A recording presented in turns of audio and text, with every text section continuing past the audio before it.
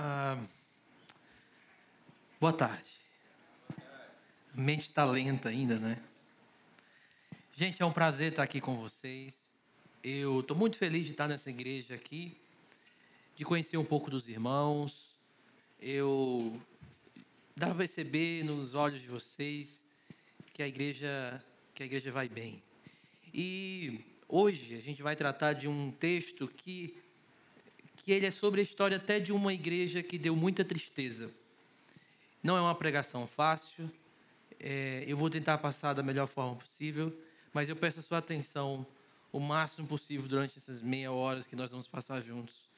Então, abra sua Bíblia em 2 Coríntios.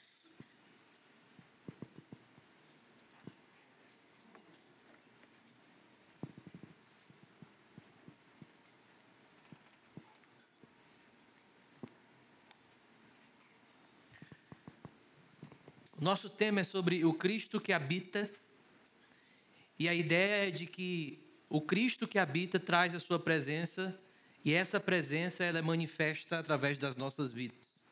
Então, de novo, a ideia de Cristo que habita é que quando Ele habita, a sua presença se revela através da nossa vida. Agora, essa revelação da presença de Deus através da nossa vida nem sempre é fácil. Às vezes vai acontecer num ambiente complicado, em momentos difíceis, e é isso que eu quero ver com vocês. O que eu quero ver é como a presença do Cristo que habita passou pela mente de Paulo, usou Paulo, e Paulo foi presença de Deus para aqueles irmãos. E 2 Coríntios é um texto importante, porque é um texto de crise. Paulo está em crise com essa igreja. O que acontece é que Paulo envia uma primeira carta mostrando os problemas dessa igreja, que era Corinto. Essa primeira carta causa um grande reboliço na igreja. Por quê? Porque de um lado eles aceitaram algumas coisas que Paulo escreveu e do outro lado não aceitaram o que Paulo escreveu. Imagina isso. Uma igreja rejeitando a mensagem de um apóstolo. Foi Corinto. E ela não era uma igreja tão nova. Geralmente, a igreja de Corinto já era uma igreja já experimentada. Só que Paulo vai e escreve uma segunda carta. Essa segunda carta, ela se perdeu. Nós não a temos. Então, nós temos uma primeira e nós temos uma segunda carta. Nessa segunda carta, Paulo pega pesado. Paulo escreve de uma forma muito dura. E isso faz com que a crise entre os coríntios e Paulo aumente mais ainda. Então, pegue o argumento. Paulo escreve a primeira carta, o problema é parcialmente resolvido. Paulo escreve uma segunda carta, mas essa segunda carta ela é muito dura. Ela é uma carta que Paulo diz, que os coríntios disseram que era a carta de pedra, a carta que causou muitos danos. A questão é que a crise que se instaurou com a segunda carta, com a terceira carta, né? Com a segunda, ocasionou que acusações começaram a acontecer com Paulo. A primeira acusação era que Paulo era fraco demais para ser pastor, dizendo que ele não queria mesmo tratar os problemas da igreja, e assim vai. Paulo passa por várias acusações. E essas acusações elas vão aumentando ao decorrer do tempo. E o grande problema foi que um dia Paulo estava saindo de Éfeso e ele ia passar pela Macedônia. E qual era a ideia? É de que passar pela Macedônia implicava passar por Corinto. Só que Paulo passa pertinho de Corinto e não para em Corinto. E aí o problema piora mais ainda. Porque disseram que Paulo era duro por cartas, mas era muito frouxo presencialmente. Paulo, a igreja estava com um problema, inclusive com você. Você já tinha enviado umas cartas. Você estava passando próximo daquela região. Você podia parar ali. Por que você não parou? E aqui é os desafios para os comentaristas. Porque os comentaristas, os pastores, etc., que trabalham em Corinto, vão ficar se perguntando por que Paulo não passou nessa cidade. E a resposta que eu tenho para lhe dar a isso é que Paulo queria ensinar que os coríntios precisavam tratar dos seus próprios problemas com suas próprias pernas, porque eles tinham se tornado uma espécie de Paulo dependente. A ideia para os coríntios era: se eu tenho um problema na junta, então chama Paulo. Se eu tenho um problema com isso e aquilo, então chama Paulo. A igreja de Corinto tinha se tornado um dependente de pastor. Se está com problema em qualquer lugar, liga para o pastor. A igreja começou a ter um problema disso e Paulo disse: espera aí. Ok, eu vou ajudar vocês, mas vocês precisam tomar as rédeas disso aí. E não é que o pastor não tenha um lugar de ajuda na igreja. Paulo sabia que em Mateus 18, Jesus diz: se você tem algo contra o seu irmão, vai diretamente a ele. Paulo tinha essa noção. E Paulo queria que os coríntios aprendessem isso. Que, ok, tem problemas que o pastor é importante, mas tem problemas onde você deve ir resolver com o seu irmão. Ou seja, a igreja de Corinto estava ficando imatura. Não estava conseguindo resolver os seus problemas. E aí, quando chegaram pessoas para falar contra Paulo, aquilo piorou, porque eles disseram: você acha mesmo que Paulo serve para ser pastor dessa igreja? E o que acontece é que a igreja de Corinto, na meu ver, foi talvez a igreja mais massacrante para Paulo, porque foi a carta que a igreja que Paulo mais escreveu foi Corinto. Eu até penso, eu sei que não é, mas eu até quero crer que o espinho na carne de Paulo era Corinto. Porque essa igreja deu dor de cabeça para ele. Por que eu estou dizendo tudo isso a você? Porque Paulo agora escreve essa carta. E ele escreve, ao meu ver, eu esperava assim: bom, Paulo foi muito criticado e agora ele vai exortar do início ao fim. Só que essa daqui é uma das cartas mais apaixonadas de Paulo. E é uma das cartas onde ele mais abre o coração. Em nenhuma das 13 cartas você percebe um Paulo tão exposto. Ele diz que tem um momento que ele diz que está escrevendo com lágrimas nos olhos, que tem um momento que ele pede para os coríntios amar a ele, me amem. É um Paulo exposto aqui. Agora, quando Paulo escreve essa carta, eu penso que ele está mostrando como a presença de Cristo pode ir em ambientes também de fraqueza. Como nesse ambiente de crise, Paulo então revela a presença de Deus ali. Como Paulo consegue ser Paulo sendo usado por Cristo nesse ambiente. E é isso que eu quero ver com vocês. Olhe na sua Bíblia em 2 Coríntios. Então, logo no início, nós vamos ver 5 formas que Paulo foi presença de Deus para os coríntios. E como isso mudou tudo. Ainda tem outras formas, mas nós vamos ficar só nessas 5. O texto começa no verso 3. Bendito seja o Deus Pai e de nosso Senhor Jesus Cristo, Pai das misericórdias e Deus de toda... Marque aí, se você está marcando a palavra consolação, que nos consola, outra vez, em todas as nossas tribulações, para que com a consolação que recebemos de Deus, possamos consolar os que estão passando por tribulações.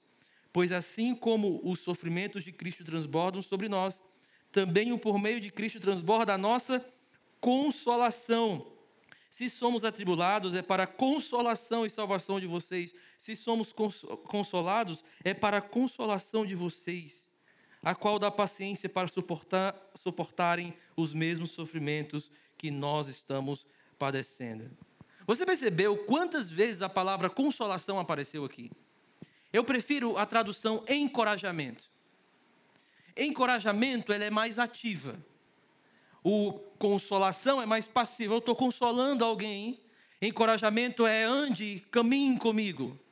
E eu entendo que Paulo, a primeira forma que Paulo foi presença de Deus ali, o Cristo encarnado ali, foi sendo um instrumento de consolação. Não foi de briga, não foi de desavença.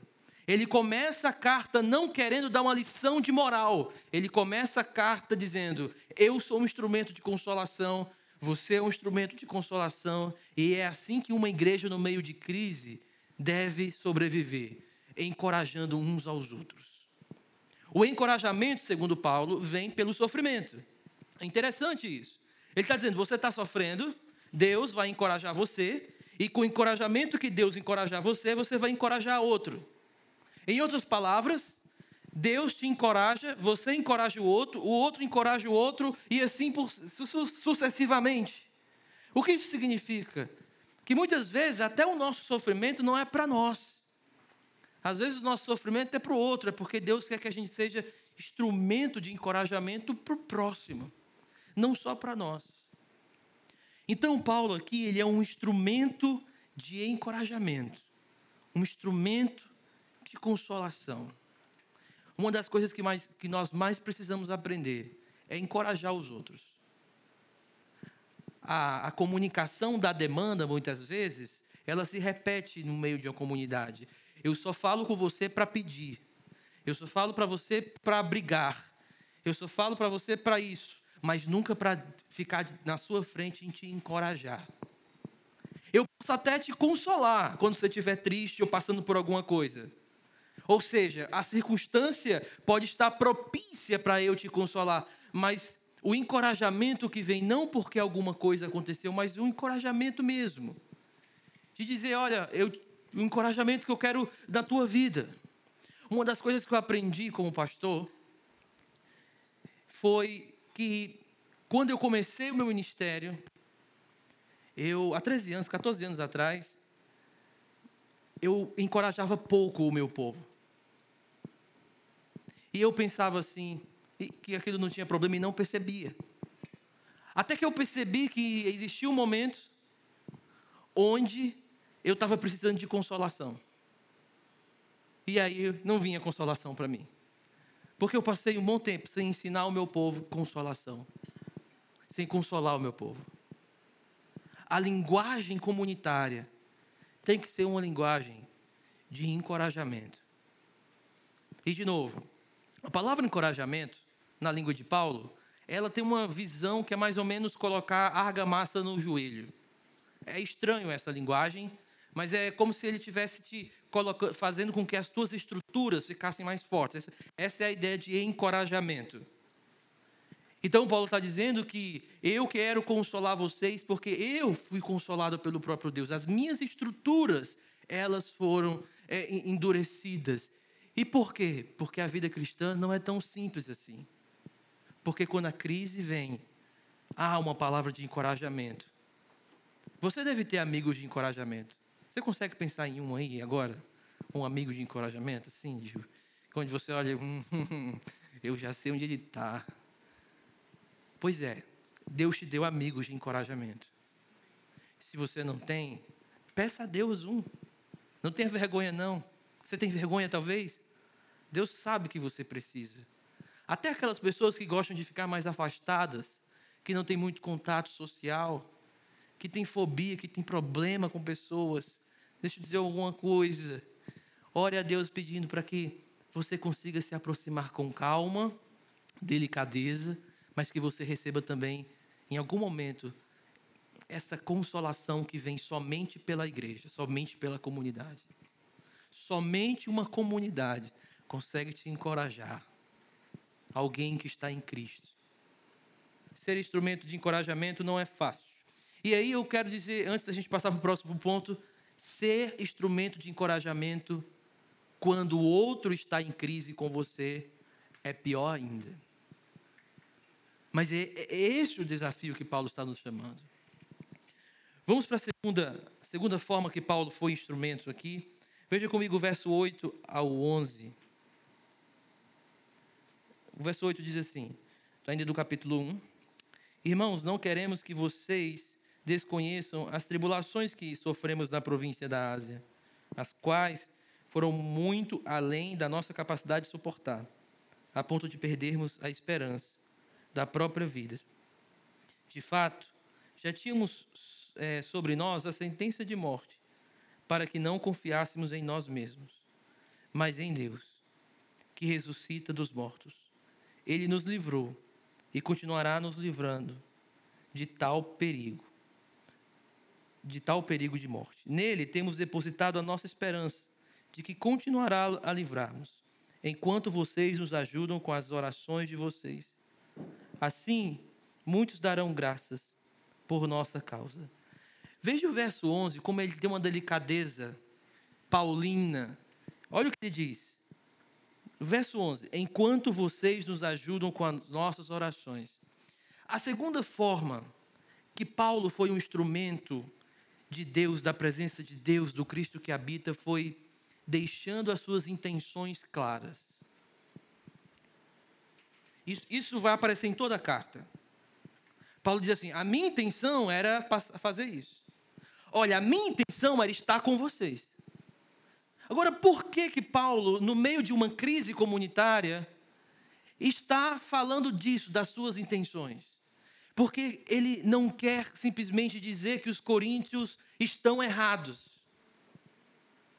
Você entende? Ele não quer simplesmente chegar e dizer assim, ei, coríntios, estão errados, eu que estou certo. Ele está dizendo, a minha intenção é que a gente continue se ajudando. É que a gente continue juntos. Sabe que às vezes em algumas discussões, a gente quer só ganhar a discussão, ainda que o outro morra, ainda que o outro fique completamente acabado, a gente quer só ganhar. A ideia de Paulo aqui é completamente outra. Ele não quer ganhar uma discussão com os coríntios. Ele quer mostrar as suas intenções para dizer, a minha intenção é que a gente fique junto. Não é que eu ganhe um diálogo, não é que eu ganhe um argumento, não é que eu simplesmente esteja certo. Isso é muito importante em igrejas em crise. Em igrejas em crise. Às vezes as pessoas, uma está com crise com a outra e uma está pensando que a outra está querendo alguma coisa má para ela. As intenções estão todas descobertas. Aí Paulo faz assim, deixa eu mostrar as minhas intenções. Olha o meu coração. Você está vendo que eu não quero ganhar aqui com você? Eu não quero ficar só mostrando que você errou. Eu quero que a gente, juntos, continue o nosso relacionamento. Ou seja, Paulo foi presença de Deus, mostrando as suas intenções no meio de uma crise e sendo claro no meio de uma crise. Isso é belo, porque Paulo vai mostrar que os falsos apóstolos, uma das características deles era que ninguém conseguia entender quais eram as intenções desses falsos apóstolos. Se eles queriam o dinheiro dos coríntios, se eles queriam alguma coisa, ninguém conseguia saber. E Paulo está deixando claro as suas intenções. Então a segunda forma que Paulo foi uma presença de Deus ali no meio dos coríntios foi deixando claro essas intenções. A primeira, sendo instrumento de consolação, e a segunda, deixando clara as suas intenções. Terceira forma. Olhe comigo no capítulo 1, agora no verso 12. Ele diz, este é o nosso orgulho, a nossa consciência, dá testemunho de que nos temos conduzido nesse mundo de modo especial em nosso relacionamento com vocês, com santidade e sinceridade proveniente de Deus, não de acordo com a sabedoria do mundo, mas de acordo com a graça de Deus. A ideia de Paulo aqui é, a forma que eu tenho me conduzido com vocês é pela sabedoria de Deus, é pela forma que Deus vê as coisas. É por isso que essa terceira coisa é, toda forma, sempre que Paulo ia analisar uma situação, ele analisava pela sabedoria de Deus. Tudo que ele estava vendo era pela sabedoria de Deus. Então essa terceira coisa é, ele tinha uma interpretação teológica de tudo. Tudo que Paulo olhava, ele olhava do ponto de vista de Deus. Sabe quando você passa por um tijolo e alguém olha e diz assim, olha o tijolo, aí o outro olha, olha o futuro prédio. Os dois estão olhando a mesma coisa, mas interpretam diferente aquilo. Sabe quando alguém passa por uma igreja e diz assim, olha, essa igreja aí é toda errada, tudo isso. Olha, essa igreja aí é imperfeita, mas é de Cristo. Existe uma interpretação. Paulo não olha os coríntios como uma igreja perdida. Então lembre, você está sempre interpretando as coisas. Nunca você olha isso aqui de forma crua. Sempre você está interpretando. Aqui você está interpretando. A realidade toda é interpretativa. É por isso que Paulo deixa claro aos coríntios. Eu quero mostrar para vocês que a forma que eu interpreto a vida é do ponto de vista de Deus. É por isso que sabedoria tem um pouco dessa definição. Tiago também trabalha um pouco dessa definição no capítulo 3, quando ele vai falar de sabedoria do alto, sabedoria de baixo, lá. E sabedoria do alto é basicamente o ponto de vista de Deus de tudo. O que é sabedoria? É olhado como Deus olha. É ver as coisas como Deus vê. Então, quando em Tiago você pede sabedoria, você está dizendo, Senhor, eu quero olhar o sofrimento da forma como o Senhor quer que eu veja, da forma que o Senhor está olhando.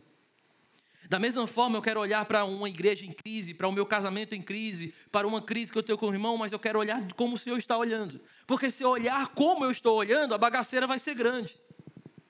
Se eu olho do meu ponto de vista, a coisa piora. Por quê? Porque do meu ponto de vista, da sabedoria humana, há o orgulho, há o foi você que fez, não fui eu. Há tudo aquilo que dentro de uma comunidade pode aparecer. Agora, do ponto de vista de Deus, é diferente. Então, Paulo tinha uma interpretação teológica, uma interpretação da sabedoria do alto, de tudo. Peça a Deus, querido. Peça a Deus que essa seja a sua oração. Sua oração, Tiago, no capítulo 1, ainda diz, se você tem falta de sabedoria, ou seja, se você não está conseguindo ver da forma que Deus vê as coisas, então peça a Deus que você veja, porque senão a coisa vai ficar feia. E Deus dá, ele diz, e Deus dá. Agora, qual é o problema que o Tiago aponta? É que tem pessoas que pedem, mas duvidam. Ali o movimento é, elas pedem a sabedoria do alto, mas querem ficar com a sua. Olha, não, eu quero a de Deus, mas eu quero o meu jeitinho ainda. Alguém me perguntou no Instagram, aparecem muitas coisas na minha caixinha que eu evito responder, mas teve uma que eu achei interessante. O rapaz perguntou assim, eu tenho medo da minha vontade não ser a vontade de Deus. Foi mais ou menos assim. Foi ao contrário que ele disse, né? Da minha vontade não ser a de Deus. Essa é a ideia da sabedoria ali de Tiago. Tiago está dizendo assim, você quer a sabedoria do alto, mas você ainda quer ficar com um pouquinho do seu jeito. Para mim, Paulo só resistiu ao que estava acontecendo aqui, porque ele abriu mão de ver as coisas do jeito humano. Porque quando a gente chega no capítulo 12, a gente vai olhar rapidinho, Paulo vai falar das suas fraquezas, das suas dores, e aqui eu digo para você, você só suporta uma crise se você pedir para ver com os olhos de Deus. Se você pedir, Deus, deixa eu ver como o Senhor está olhando, porque eu não estou conseguindo ver para onde isso vai. Agora, vamos para a quarta coisa. Bom, a quarta coisa está no capítulo 4.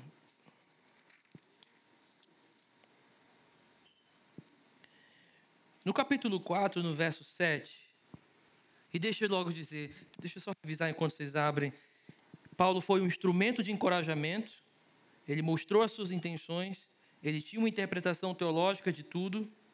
E 4, ele nunca esqueceu quem ele era. Ele tinha uma clara consciência de quem ele era. Veja comigo 4 e 7, é um versículo muito importante para mim. Inclusive, eu tenho tatuado aqui em grego, e na minha casa eu tenho tipo assim, um quadro na parede. Assim. E eu tenho uma xícara, 2 xícaras com esse texto também. Só para mostrar que eu gosto mesmo desse texto. 4:7 diz assim, mas temos esse tesouro em vasos de barro. Ou seja, eu sou um barro. Eu não esqueço quem eu sou. para mostrar que o poder de Deus, que a tudo excede, provém de Deus e não de nós. De todos os lados, somos pressionados, mas não desanimados. Ficamos perplexos, mas não desesperados. Somos perseguidos, mas não abandonados. Abatidos, mas não destruídos. O que ele está dizendo? Eu sei que eu sou um barro. E na mão do oleiro, eu vou de um lado para o outro. Mas eu vou de um lado para o outro, nas mãos do oleiro. Então a ideia dele é, eu não esqueço quem eu sou. Eu sou um barro. Abre sua Bíblia no capítulo 12.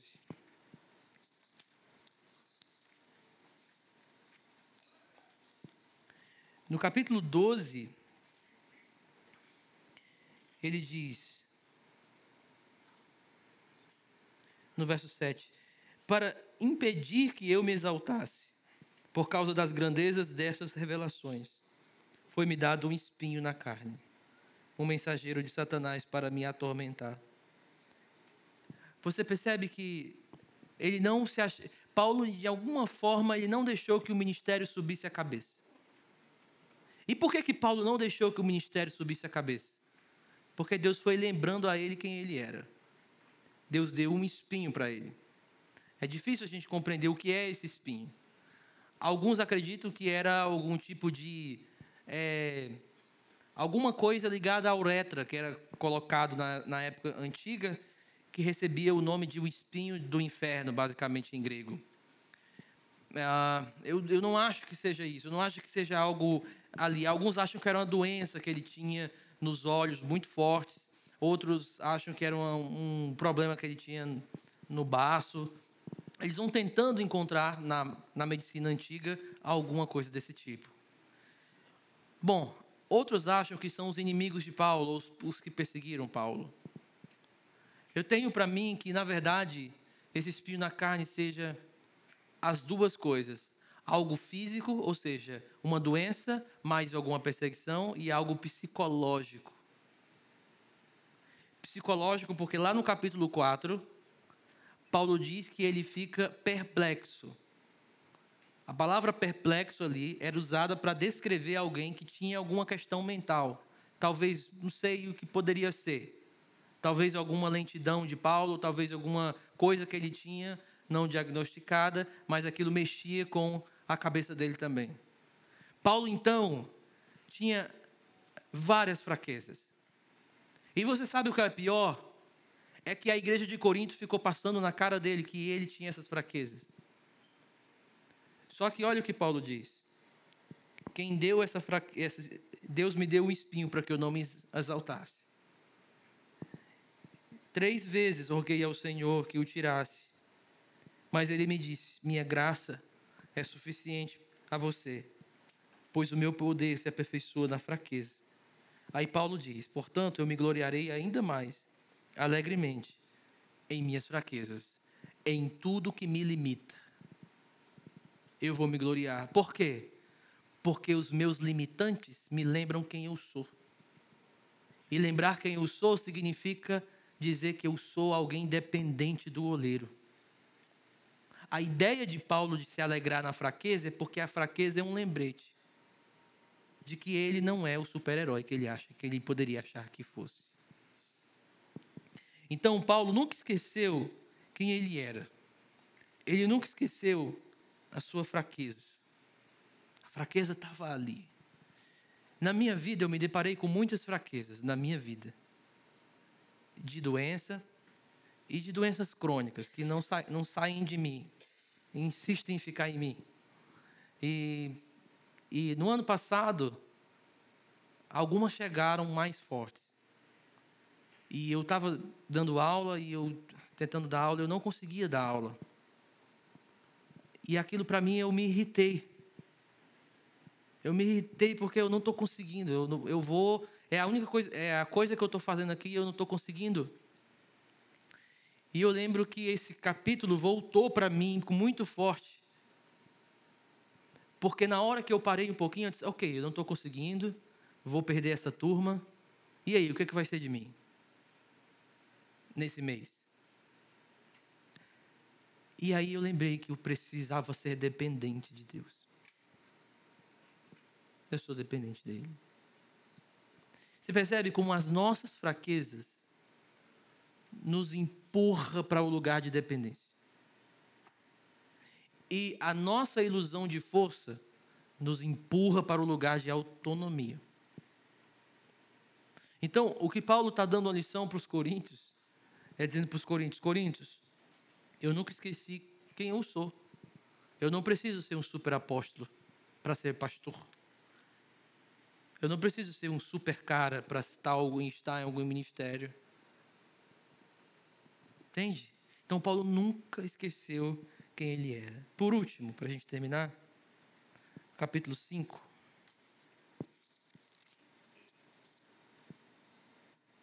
Aliás, no capítulo 4. Por último, primeiro Paulo foi um instrumento de encorajamento. Segundo, Paulo mostrou as suas intenções.